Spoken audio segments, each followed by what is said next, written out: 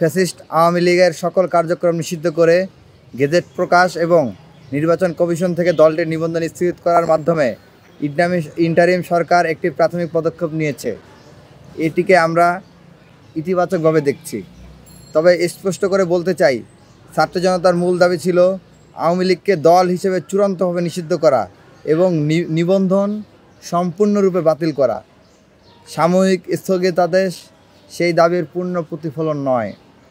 আমাদের সুস্পষ্ট দাবি, দ্রুততম সময়ের মধ্যে বিচার কার্যক্রম সম্পন্ন করে আওয়ামী লীগকে একটি রাজনৈতিক দল হিসেবে স্থায়ীভাবে নিষিদ্ধ করতে হবে। 2. দলটির নিবন্ধন চিরতরে বাতিল করতে হবে, মাত্র স্থগিত রাখা যথেষ্ট নয়। 3. আওয়ামী লীগের সকল সহযোগী সংগঠন রাজনৈতিক, সামাজিক ও সাংস্কৃতিক নিষিদ্ধ ঘোষণা করতে হবে। বিগত 15.5 বছরের দুঃশাসনের মূল সহযাত্রী হিসেবে কাজ করেছে 14 দল এবং জাতীয় পার্টি। এই রাজনৈতিক শক্তিগুলোর দায় মুক্তি কোনোভাবেই পেতে পারে না। এরা 24-এ সংগঠিত হত্যাকাণ্ড এবং গণহত্যার মদতদাতা এবং প্রকাশ্য সহযোগী শক্তি। আমরা এসব দলের নিবন্ধন বাতিল এবং বিচারের আওতায় নিয়ে আসার দাবি জানাই। ইন্টারিম সরকারের দেওয়া ওয়াদার ভিত্তিতে আমরা জুলাই বিপ্লবের ঘোষণাপত্র অবিলম্বে 30 কর্মদিবসের মধ্যে কার্যকর চাই। অন্যথায় ছাত্র জনতাকে সঙ্গে নিয়ে জুলাই ঐক্য কঠোর কর্মসূচির মাধ্যমে সকল দাবি আদায় এগিয়ে যাবে। আমরা গভীর উদ্বেগের সঙ্গে লক্ষ্য করছি, দেশের গণমাধ্যম ও সাংস্কৃতিক অঙ্গন এখনও ফ্যাসিস্টদের প্রভাবমুক্ত নয়। এক্ষেত্রে আমাদের দাবি, মিডিয়া ও সাংস্কৃতিক জগতে ফ্যাসিস্ট নিয়ন্ত্রণের অবসান ঘটানো, পাঠ্যপুস্তকে জুলাই বিপ্লব অন্তর্ভুক্তকরণ, সরকারি ও বেসরকারি গণমাধ্যমে জুলাই অভ্যুত্থানের প্রামাণ্যচিত্র প্রতিদিন প্রচার করা, বিগত 16 বছরে সংগঠিত গণহত্যা ও অপরাধের দ্রুত বিচার নিশ্চিত করা, যেমন বিডিআর হত্যাকাণ্ড, 28 ফেব্রুয়ারিতে হত্যাকাণ্ড গণহত্যা, শাপলা চত্বরে সংগঠিত হত্যাকাণ্ড, 2024 সালের জুলাই মাসে সংগঠিত গণহত্যা, 2021 সালের 26শে মার্চ মোদিবিরোধী আন্দোলনে সংগঠিত হত্যাকাণ্ড গণহত্যা।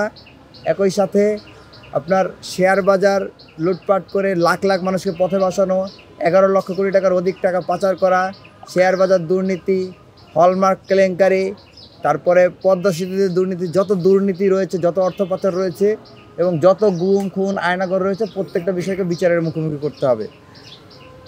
জুলাই ঐক্যের পরবর্তী কর্মসূচি, আমরা আন্তর্জাতিক অপরাধ ট্রাইব্যুনালের সঙ্গে আওয়ামী লীগের বিচার প্রক্রিয়া এবং তার কার্যক্রম নিয়ে অগ্রগতি নিয়ে আমরা তাদের সাথে খুব শীঘ্রই বৈঠকে বসব। দ্বিতীয়ত হচ্ছে, নির্বাচন কমিশনের সঙ্গে 14 দল ও জাতীয় পার্টির নিবন্ধন বাতিল সংক্রান্ত আলোচনায় আমরা শীঘ্রই তাদের সাথে বৈঠকে মিলিত হব এবং আমরা এই দাবিটি অফিসিয়ালি তাদের কাছে পৌঁছে দেব। দ্বিতীয়ত, সচিবালয়ের ভিতরে ষড়যন্ত্রকারীদের প্রমাণসহ তালিকা প্রকাশ ও তা প্রধান উপদেষ্টা ও জনপ্রশাসনের সচিব বরাবর হস্তান্তর করা হবে। আপনারা জানেন, প্রশাসনের আমলারা, সচিবরা 5 আগস্টের পর থেকে এই জুলাই অভ্যুত্থানকে ব্যর্থ করে দেওয়ার জন্য তারা নানাভাবে চক্রান্ত করে যাচ্ছে, বিভিন্ন ধরনের কলকাঠি নেড়ে যাচ্ছে। তারা সচিবালয়গুলোতে জুলাই অভ্যুত্থানের শক্তি যাতে ঠিক সুন্দরভাবে কাজ করতে না পারে, তারা যেরকম বাধাগ্রস্ত করছে, একই সাথে তারা বাংলাদেশকে সে আগের দুর্নীতির বেড়াজালে, দুর্নীতির জাতাকলে পিষ্ট করে রাখছে।